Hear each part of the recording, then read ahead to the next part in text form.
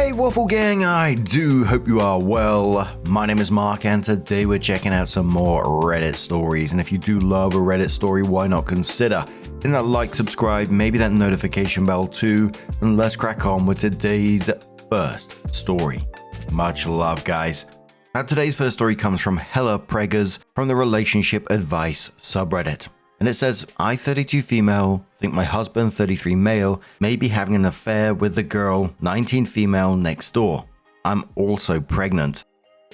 My husband and I have been married for 4 years, dated for 7.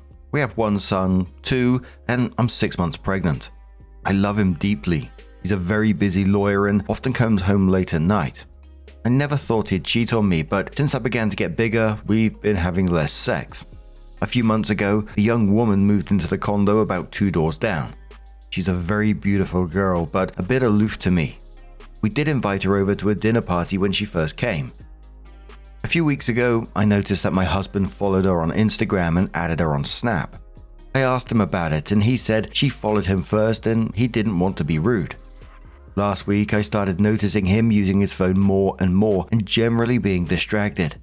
He said it was due to work, but 2 days ago, I saw a Snap notification on his phone with our neighbor's name on it. I asked him why he was Snapchatting her, and he said that she was interested in law and she was asking him career advice at 12 a.m. apparently, via Snapchat. Yesterday, I was taking his suits to the dry cleaners and found a receipt for a sushi restaurant from a few nights ago, when he said he was working late at the office. The sushi restaurant is close to our condo complex and nowhere near his office. There were 2 meals billed on the receipt.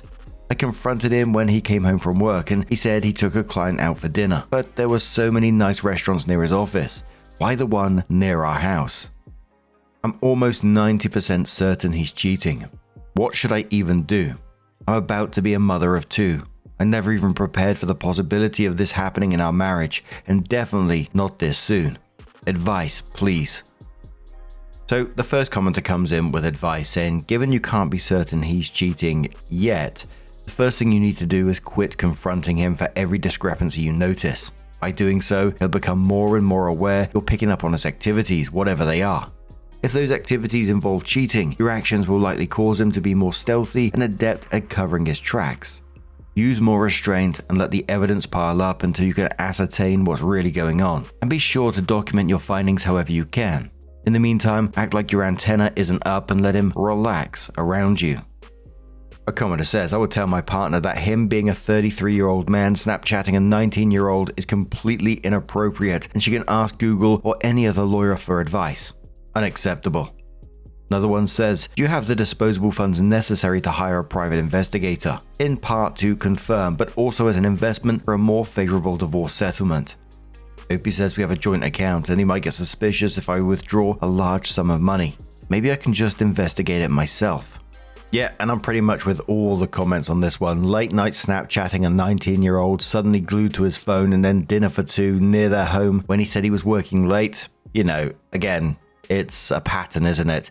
And honestly, even if he wasn't cheating, big if, a 33-year-old man privately messaging a 19-year-old like that commenter said at midnight is already inappropriate on its own. It doesn't scream normal behavior, especially when you're married with a pregnant wife at home.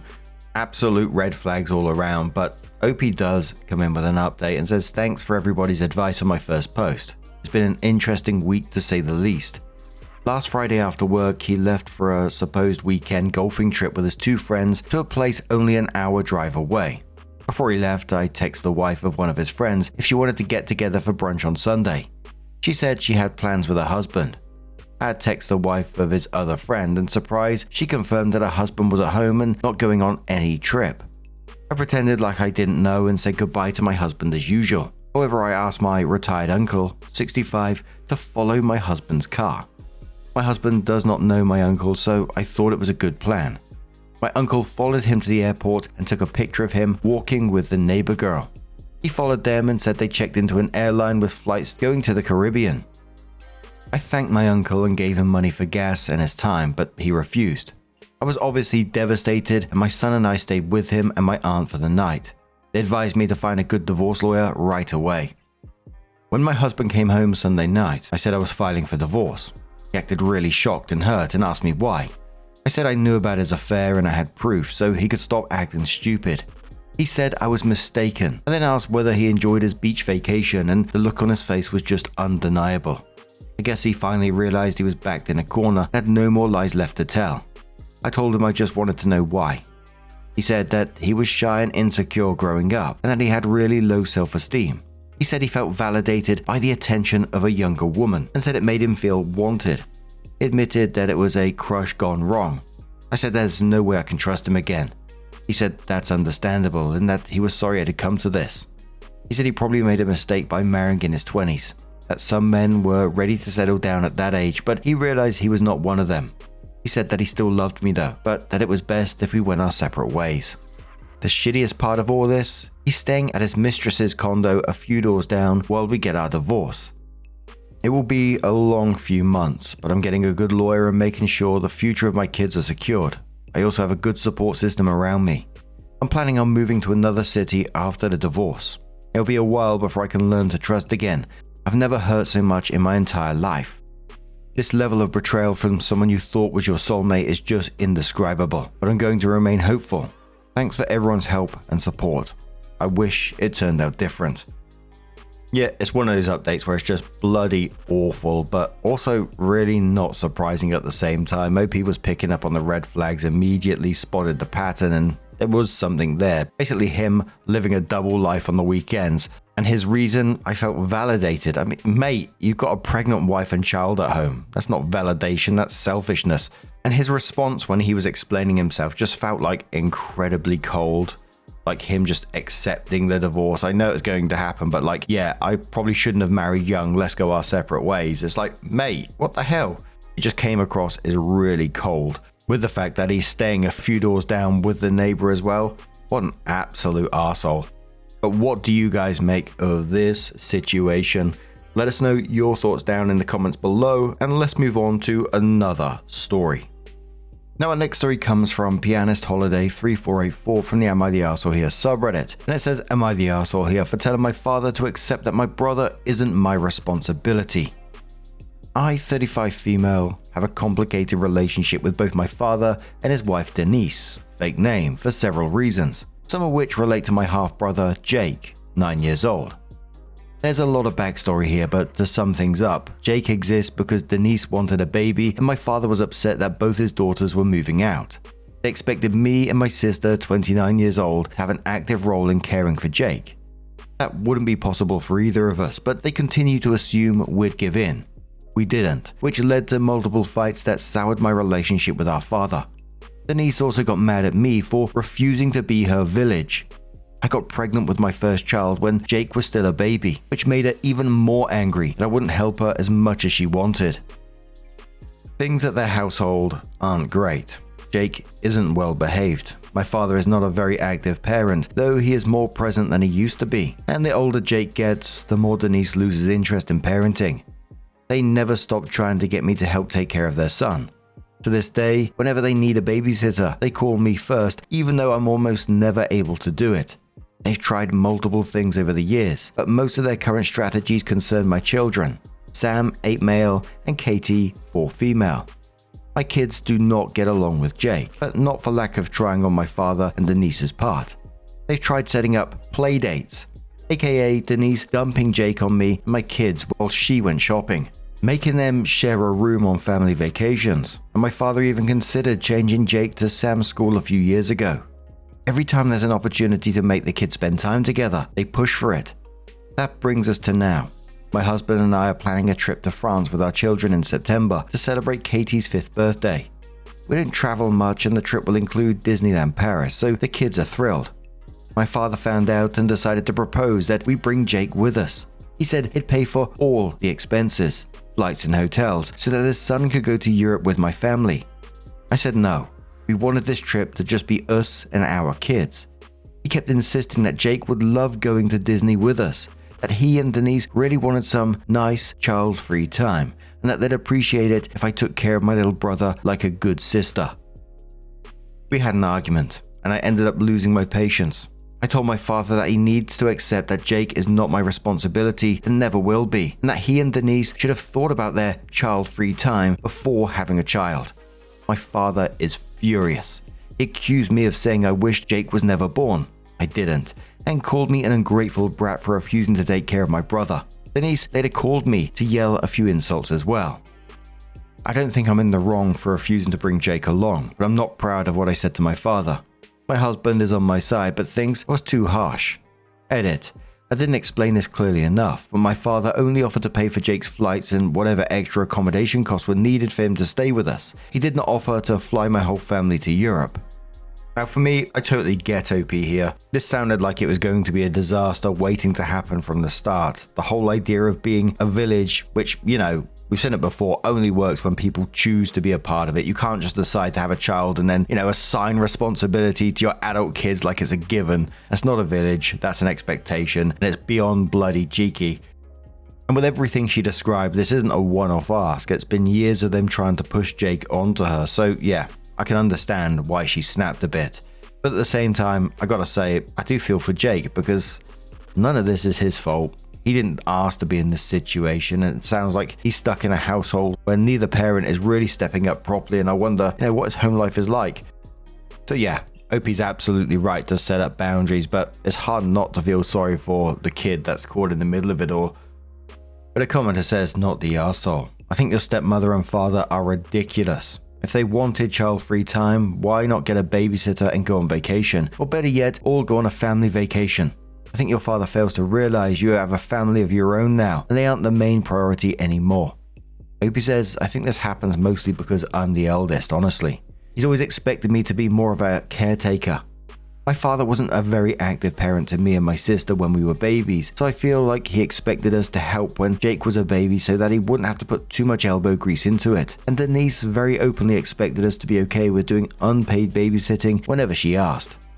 Another commenter says, that's a lot of expectations without verification of participation on your part. I assume there was no family meeting before the baby was conceived, no polling the family for caretaker ability. Of course not. If they asked, they would have known they'd be on their own. OP says, my father had talks with me and my sister years before Jake was conceived to tell us that Denise wanted a baby. He didn't say he also wanted one, and to me, it seemed pretty obvious that he didn't. But he kept saying that he might be okay with thinking about it. I told him it was a bad idea. When Denise got pregnant, I was working and planning my wedding and in the middle of moving in with my now husband, while my sister was a full-time college student. Commenter says, sounds like Denise wanted a baby but not a child. Still, not your problem. And if your kids don't like to spend time with your brother, they shouldn't be forced to do so, especially during a grand vacation. Rest easy. You're in the right with saying no to all the requests. OP says, I'd never agreed to take Jake on the trip. 10 days in a foreign continent taking care of someone else's child sounds like a nightmare, especially given he doesn't get along with my children. And while my father did say he'd cover Jake's expenses, I know there would still be stuff I'd have to pay for. OP then responds to a comment on the gender role reversal of being a male caretaker in the family's background.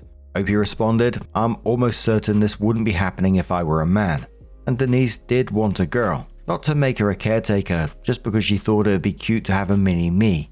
I think one of the reasons she resents me is the fact that I did have a daughter. As for culture, we're all 100% South American. Denise has German ancestry, but not in any ways that matter. We do have a strong notion of the meaning of family in my country, but not specifically to the point older siblings are always expected to care for the younger. Denise is Christian. My father is a reluctant churchgoer. Neither me nor my husband practice any religion. Edit because someone PM'd me. I'm pretty sure her grandfather left Germany in the 1920s or early 30s, and no, we're not from Argentina. Someone asks, why doesn't Opie's father and Denise get a babysitter or a nanny? Opie says they refuse to get a nanny because Denise works from home and thinks paying for one would be pointless.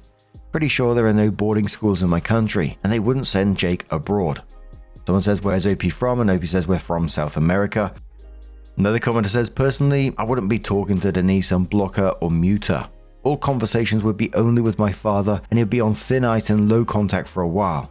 It's sad because it sounds like his wife wanted a baby, not a kid, and now she has a kid, and she can't be bothered. Not the arsehole. Opie says that's exactly what I think. She was hyper involved in Jake's life until he started forming sentences. I don't think she's a bad mother, and she's not abusive, but she clearly had some very high expectations of motherhood that weren't met. Jake's behavior doesn't help. Opie adds on Jake's behavior, says he's spoiled, but not Veruca level. He's mostly just rude. He makes fun of people, does mean pranks, and refuses to listen when you tell him to stop doing something. Denise also refuses to discipline him in any real way, which I think is reflected in the way he doesn't really respect other people, especially women. Oof. Opie adds context on her father's and Denise's age and says, for context, Denise is 50. She had Jake a few months before her 41st birthday. My father is in his 60s. Opie on her kid having a relationship with Jake and if she has babysat him before. Opie says, I will say I do limit the amount of time my kids spend with Jake, especially now that I know for sure they don't like him. I don't agree to play dates and only babysit if there is literally no other option. In the past 2 years, I agreed to babysit Jake once. A commenter says, Opie, I'm curious how your sister manages her relationship with your father, Denise, and the expectation that she help raise Jake. Does she have her own family as well? Opie responds saying, my sister lives with her boyfriend, currently no kids in a different state, but she speaks with her father a lot. They talk at least once a week. Their relationship was awful back when Jake was born, but has since gotten much better. He was always more upset at me because I'm the eldest. We'll try to visit each other a few times a year, and strangely enough, the Jake situation brought me and my sister closer together. Despite the distance, we're closer than ever right now. And a commenter says, Dad and stepmom should consider taking Jake to Disney. Apparently they can afford it. They can also hire a nanny to care for Jake if they aren't into parenting. Poor Jake, his life must not be great. But it could be if his parents at least tried to have a relationship with him themselves, or if they weren't so persistent in wanting him cared for free of charge. A good nanny, even part-time, could give Jake a stable upbringing emotionally. Opie says they already have, twice. They try to travel with him at least once a year. So Opie did come in with their update and says, hi everyone. It's been about a week since I posted, so I thought I'd give you an update. First of all, I don't regret posting here and I'm very thankful for your responses, but I want to make it clear that my relationship with my father, like all relationships, is very nuanced. I won't try to defend him and I don't think he's a great guy, but he is my father and I love him.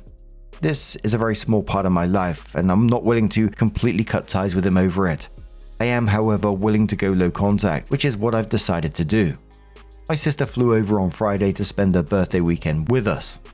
On Saturday, we did what we do every year on our birthday. Lunch with our mother, dinner with our father. He hosted at his place. It wasn't as tense or awkward as I expected, but Denise barely spoke to me and my husband all night. Jake was there and behaved better than usual. After my sister left, my father and Denise asked to speak with us in private. I ended up going on my own while my husband stayed with the kids in the living room. They made me an offer. They said Denise would agree to babysit my children every other Saturday, which they repeatedly said would be a tremendous hassle and extremely inconvenient for her, both to get them better acquainted with Jake and to give us some time off if I agreed to reconsider letting their son come to France with us. Alternatively, they said they'd be willing to let go of their disappointment about the trip if my husband and I agreed to babysit Jake every other Saturday until September, so they could have some free time. They expected me to choose either option. I said no to both. This was the first time in a while that I didn't even feel the need to explain myself. My father tried to end the conversation, but Denise started ranting about how exhausted she was and how horrible it felt not to be able to rely on family. When she was done, I told them not to contact me until they were ready to apologize and went to get my children. Denise thankfully didn't have a meltdown in front of them before we left. Earlier today, I got a text from my father. He said he wanted to apologize and we ended up on a phone call. Apparently he'd realized they were being unreasonable during the dinner, but decided to go through with the offer anyway. I asked him whether Jake knew about the trip, which had been bugging me, and he said no. Denise apparently wanted to tell him that we were going to Disney and refusing to take him with us, but he told her that was both cruel and pointless. We did get some more stuff out of the way, but the talk felt more like an attempt to give us excuses than an apology. In the end, I told him I was going to need some space. I said that the way that they had treated me was unacceptable, and it is only my love for both of them and Jake that is keeping me from completely cutting ties. I added that I loathe the way his wife and their son treat me and my children, and I'm sick of being expected to bend over backwards to help him and Denise. If patterns are to be believed, I won't be hearing about this for a while. I don't think the matter is closed, but I don't care. I did mute Denise's contact for now. My husband and I are doing great. We're back to talking about the trip. If anyone has tips, let me know. Turns out, we suck at this. Sam and Katie have no idea anything happened, but I'm going to have a deeper talk with them about Jake, my father, and Denise soon. This upset me a lot more than it should have. I love my family, but I hate how used to I am to how crazy they can be. I think that is why I posted here in the first place. I can't believe I ever thought I was in the wrong for putting my foot down. As much as I don't want to cut contact with my father, I do think lowering it will be good for me. I've been reflecting a lot about my life and my family these days. I'm getting my thoughts in order before I see my therapist on Tuesday. I think writing this all down is helping. Thank you. I have no intention of updating again. A commenter just laughs and says, those offers were fucking entitled as fuck. With the first one, I wouldn't be trusting her with my kids, let alone around her kid who she barely parents and harasses my kids. The second offer, the fucking audacity. I just don't understand how someone can be so delusional or selfish. OP replies saying, I never liked Denise, not even before Jake. At this point, the feeling is mutual, which is probably my fault, but I don't really care. I'd never trust her to babysit my children. The offer genuinely shocked me. They've been entitled before, but not this entitled. Commenter says, I would expect that the only way for Denise to like you would be for you to be her doormat. She seems too entitled to accept any boundaries, no matter how diplomatic they are explained. OP responded saying Denise actually liked me a lot at first. I didn't because she was too pushy with me and my sister, too entitled in general, and because we had almost opposite personalities. Her opinion of me soured when Jake was born because I wouldn't help her as much as she thought I would. It got worse when I had my own babies because that showed her I was perfectly able to care for my children, just not hers. She's also very obviously still bitter about the fact I got to have a daughter and she didn't. I especially hate the way she treats Katie. Commenter says, it just seems utterly ridiculous that they have one child and cannot manage to parent him. They need professional help in learning how to manage him. OP says they are bad parents. I'm more than certain that they both love Jake, but that doesn't change it. I'm still convinced my father never wanted a third kid. In general, Jake has a weird childhood. He goes on multiple trips a year, attends the fancy religious private school his mother wanted him at, and is allowed to do almost anything he wants at all times. But his parents almost never correct his behavior, show little to no interest in what he likes, and barely spend time with him at home. I don't envy any of that, nor would I wish it on my own children. OP on Denise's high expectations, her paternal-sized thoughts of Denise and Jake. OP said Denise's motherhood journey consists of frequently not having her expectations met. She genuinely thought my paternal family would be as involved with Jake as they were with me and my sister when we were kids. There was never any way for that to happen for a number of reasons. She expected my aging father to be more present for Jake than he was for me and my sister when we were babies, even though he was pushing 60 and still working irregular hours when he was born. When Jake was born, my father and Denise openly expected me to immediately love him as much as I love my sister. That also didn't happen. Someone says, where is Denise's side of the family? OP says her mother passed a few years ago. Her father died before we even met her. She doesn't talk a lot of her family due to some problems they had years ago. The rest of her relatives live in a different state. Yeah, the offer in that update pretty much says everything, doesn't it? Like, they genuinely thought this was a fair trade. Either take their child to another country with you or commit to babysitting every other weekend so they can have free time. Gee bloody whiz. But I like OP's response, air quotes, in this because she didn't feel the need to explain herself anymore, which is absolutely huge because before it sounded like she was constantly being pushed into, justifying her actions, her perfectly reasonable boundaries, but now it's just, no, fuck this shit.